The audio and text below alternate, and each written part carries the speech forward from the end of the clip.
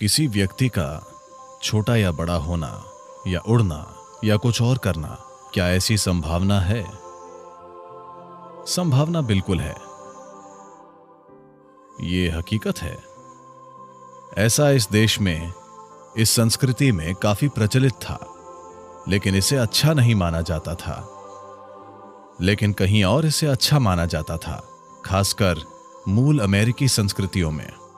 वहां शैमनिज्म यानी ओझा धर्म की एक पूरी परंपरा मौजूद है, जहां ये आज भी वहां ये बातें आम हैं कि कैसे एक मूल अमेरिकी ओझा एक चील बन जाता है, एक मक्खी बन जाता है, एक भेड़िया बन जाता है, खुद को किसी दूसरे रूप में बदल लेता है और वहां चला जाता है, और ये सब। So these are not just stories, it is very much a possibility. तो ये सिर्फ कहानियां नहीं हैं, ये बिल्कुल एक संभावना है कि कोई अपना रूप बदल सकता है अगर वो चाहे तो। ध्यान लिंग में एक पैनल है जहां किसी ने खुद को एक ऐसे रूप में रूपांतरित किया था जो किसी दूसरे व्यक्ति के लिए मायने रखता था। क्या आपने देखा है? आपको पता नहीं था? तो लोगों का अपनी सुविधा के अनुसार वो जैसा चाहे वैसा रूप ले लेना, ये कोई नई बात नहीं है या ये कोई अनसुनी बात नहीं है। दुनिया के लगभग हर हिस्से में ये मौजूद है। इन दिनों खासकर इसका एक बड़े पैमाने पर प्रचार किया जा रहा है उत्तर अमेरिकी और दक्षिण अमेरिकी ओझाओं के बारे में। About shamans. ओझाओं का चील बन जाना और भेड़िया बन जाना, ये दो रूप उनके लिए बहुत आम हैं। यहाँ ये कोई अनसुनी बात नहीं थी, लेकिन हमारी संस्कृति में इसे अच्छा नहीं माना जाता था। वहां इसे अच्छा माना जाता है क्योंकि ये आध्यात्मिकता नहीं है, ये तंत्र विद्या है। यहाँ हमारे तंत्र वैज्ञानिक, I call them scientists because they are that kind. मैं उन्हें वैज्ञानिक इसीलिए कहता हूं क्योंकि वे उसी तरह के हैं। वे खुद को पक्षी या जानवर में बदलने की तकलीफ नहीं उठाते क्योंकि इसमें खतरा है। एक सुंदर कहानी है जिसमें उस ऋषि का क्या नाम है जिन्होंने निगल लिया था? क्या आप जानते हैं मैं किसकी बात कर रहा हूं? अश्विनी कुमार, और वो उनके पास कुछ सीखने गए थे। शुक्लाचार्य। हाँ, क्या उन्होंने घोड़े का रूप ले लिया था? अश्विनी कुमारों ने घोड़े का रूप ले लिया था और उन्होंने क्या निगल लिया था? शुक्लाचार्य को, मेरे ख्याल से। तो एक पूरी बड़ी कहानी है जो शायद महाभारत का ही एक हिस्सा है। ये कृष्ण अवतार से जुड़ी कहानी ज्यादा है।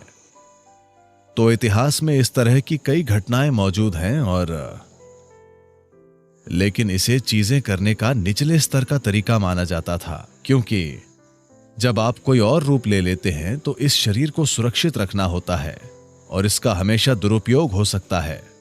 तो ऐसी घटनाएं हुई हैं जहां किसी ने अपने शरीर को थोड़ी सुरक्षा के साथ वहां छोड़ दिया, और मान लीजिए वो एक चील बन गए और कुछ समय के लिए उड़ते रहे, लेकिन जब वो चील वापस आई तो शरीर वहां नहीं था। तो अब वो चील क्या करेगी? चील आकर यहां बैठती है और कहती है मैं एक योगी हूं। दयनीय स्थिति है ना? चूंकि आप उड़ नहीं सकते, इसलिए आपको लगता है कि चील होना एक बड़ी बात है। चील होना कोई बड़ी बात नहीं है। हालांकि वो ऊंची उड़ती है, पर वो हर समय नीचे देखती रहती है। यहां बैठकर ऊपर देखना ज्यादा अच्छा है, ऊपर जाकर नीचे देखने के बजाय। तो यहां तंत्र वैज्ञानिकों ने दूसरी तरह के तरीके विकसित किए, यानी वो खुद कोई दूसरा रूप नहीं लेते, वो दूसरे रूप चुनते हैं और उन्हें ऐसा बना देते हैं कि वो एक खास तरह से काम करें। वो कोई जानवर चुनते हैं, आमतौर पर एक जानवर जिसका बहुत इस्तेमाल होता है वो है मुर्गी। अरे आपको लगता है कि वो बेकार चली गई?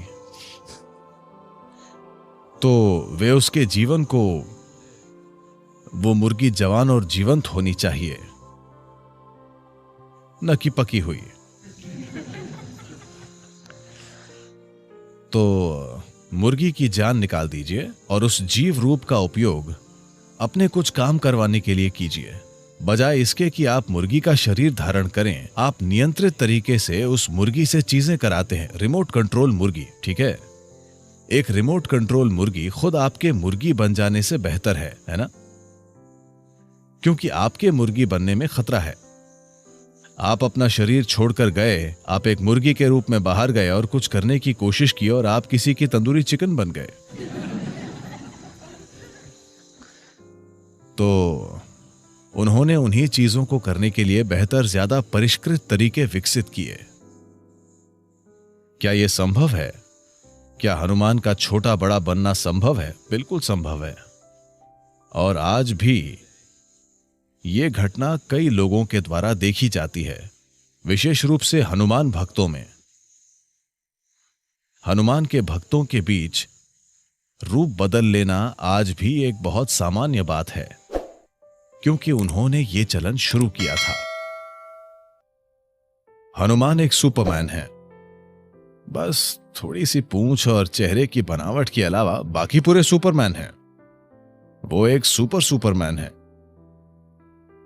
उनकी भक्ति ही उनकी शक्ति है। उनके दिल में भक्ति इतनी मजबूत है कि उसकी वजह से वे सबसे अलग चमकते हैं, अपनी सच्ची भक्ति के कारण। तो भले ही आप एक बंदर हों, अगर आप एक भक्त हैं तो आप अपने बंदरपन के परे जा सकते हैं और कुछ असाधारण बन सकते हैं। यही हनुमान की कहानी है। अगर आप एक गधे भी हों तब भी यह काम करता है। तो हां, तंत्र विज्ञान के कई पहलू हैं। एक वेद इसके लिए समर्पित है।